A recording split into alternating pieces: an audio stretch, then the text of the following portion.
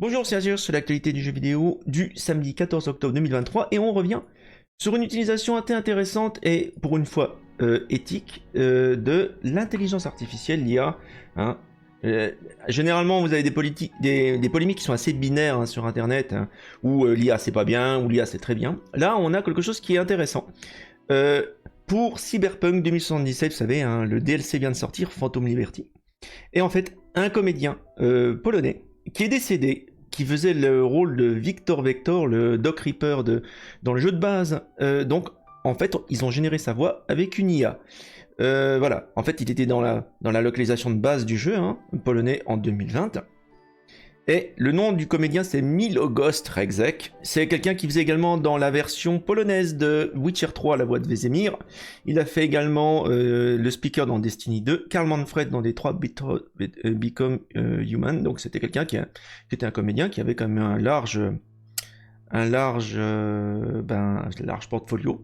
Et il est malheureusement décédé à l'âge de 60 ans en décembre 2021. Ce qui s'est passé, c'est ils pensaient refaire les lignes, hein, comme on dit, le texte dans le jeu de base, mais ça serait vraiment dommage. Ils n'ont pas aimé cette approche-là. Et ils ont utilisé un logiciel qu'on appelle le Rust Pitcher.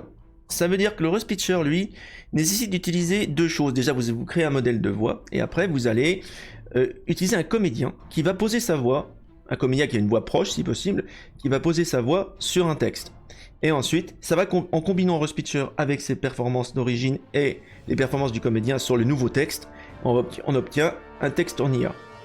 Ce qui est bien dans ce cas-là, et ils le disent, hein, PC Gamer, c'est que dans cette situation-là, il y a eu un consentement complet de la famille. Bah oui, du défunt, hein, c'est important, lui il est plus là pour en parler. Le studio a payé et engagé un comédien, donc ça veut dire que l'IA n'a pas volé le travail d'un comédien. En plus, ça crée même de l'emploi derrière, parce qu'il faut faire fonctionner l'IA, hein, il faut acheter l'IA, ça crée de la richesse. Et ensuite, ils ont préservé la performance de Rexek originale dans le jeu de base, ils n'ont pas eu à l'effacer. Donc voilà, là je pense là-dessus, on est vraiment gagnant-gagnant.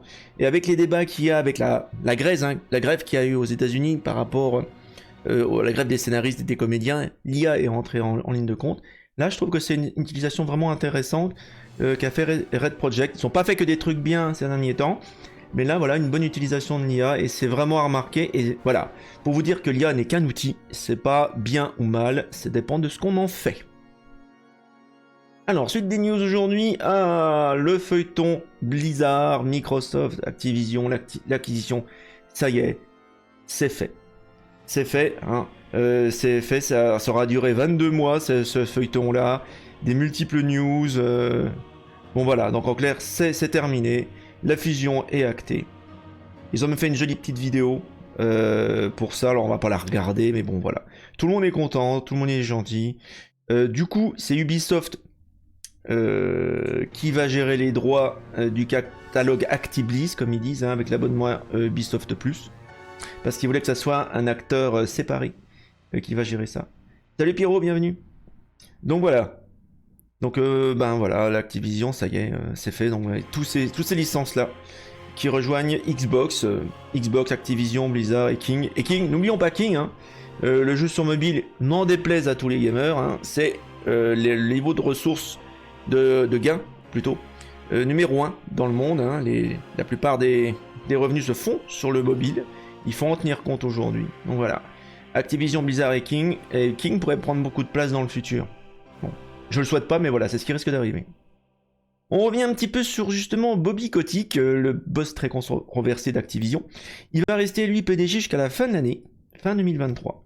Donc il y a bien eu confirmation, hein, je vous le disais dans la news précédente, du rachat d'Activision Blizzard par Microsoft. Et il a adressé un email...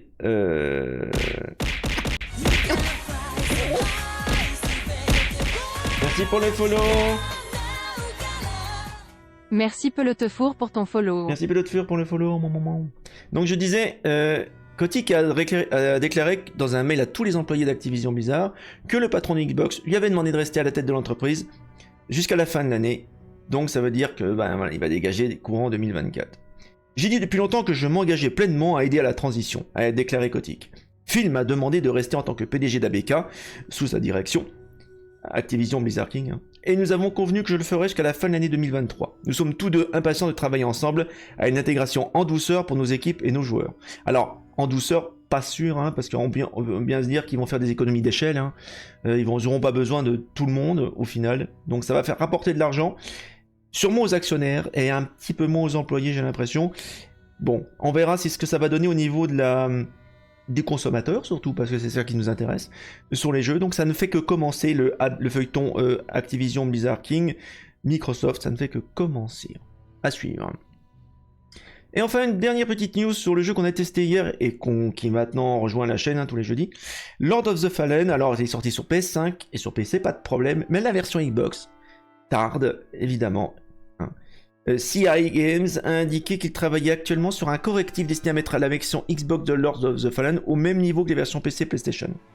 Dans leur tweet, ils disent « Nous aimerions profiter de cette occasion pour remercier tous les créateurs de contenu qui ont travaillé avec nous pour permettre le déploiement rapide de correctifs, de mise à jour et d'amélioration de performance avant le lancement du jeu. » C'est-à-dire qu'en clair, oui, effectivement, il y a eu pas mal de choses qui ont été remontées à CI Games sur des problèmes. Alors, tout n'est pas réglé. Hein.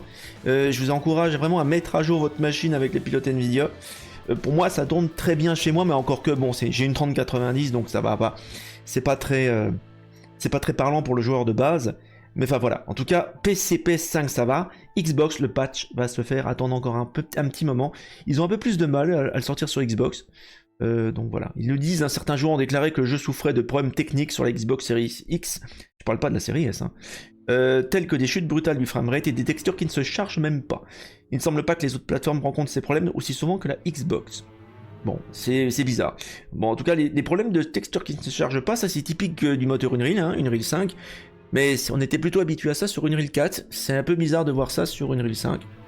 Bon, en tout cas, voilà les news pour aujourd'hui. En attendant, nous on se retrouve demain pour l'actualité, si on a ce dimanche.